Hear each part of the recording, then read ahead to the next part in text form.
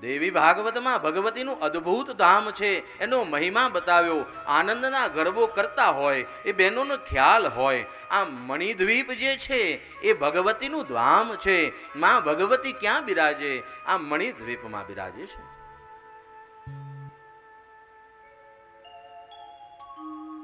અને સમસ્ત દેવો ભેગા થઈ મણિદ્વીપમાં જાય અને ભગવતીને પ્રાર્થનાઓ કરવા લાગ્યા અને અનેક સ્તુતિઓ કરે અને એની અંદર ભગવતીને વંદના કરી છે. શ્રી શક્તિમ પાવનાનામ શાંતામ પુષ્ટિમ પરમ પાવનીમ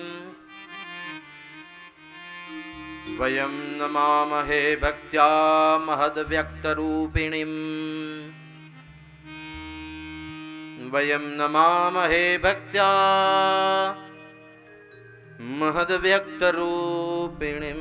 હે ઉમાદેવી, આપ આ સમસ્ત સંસારની માતા છો. મણિદ્વીપ અને શિવલોક આ બંને જગ્યાએ આપ વાસ કરો છો. સદાશિવના પ્રિય છો. હે મહેશ્વરી દુર્ગા, અમે બધા જ આપને નમન કરીએ છીએ. અમારી આ પ્રાર્થનાનો સ્વીકાર કરો.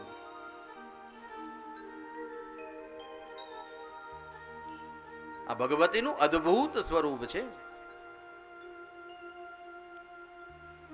ભગવતીને નતમસ્તક આખો બ્રહ્માંડના સમસ્ત દેવો થયા, વંદન કર્યા, પ્રાર્થના કર્યા અને ભગવતીને સ્તુતિ કરી.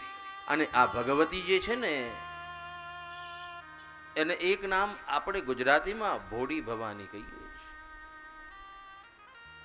માં તરત રીજે. એનું શાસ્ત્રનું પ્રમાણ છે કે માએ જ્યારે જ્યારે આ પૃથ્વી પર આપત્તિ આવી, આ બ્રહ્માંડમાં આપત્તિ આવી, ત્યારે ત્યારે ભગવતીએ વિવિધ સ્વરૂપો ધર્યા છે. અને ભગવતીના આ વિવિધ સ્વરૂપોમાં અગર એણે અસુરનો પણ સંહાર કર્યો ને તો અસુરને પણ મુક્તિ આપી છે. આ ભગવતી આટલી ભોળી છે. કુપુત્રો જાયેત ક્વચિદપી કુમાતાન ભવતી.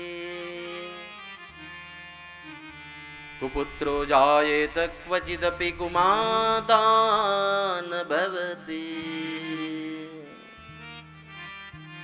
એ ભગવતી કે જેણે આ જગતમાં અસુરોને પણ મુક્તિ આપી, આ જગતમાં પ્રગટ થયા, રક્ત બીજ વધે દેવી. આ માએ ખપ્પર ધર્યું અને એનું મસ્તિષ્ક પકડ્યું. આ રક્ત બીજ એવો રાક્ષસ કે જે રાક્ષસનું રુધિર પડે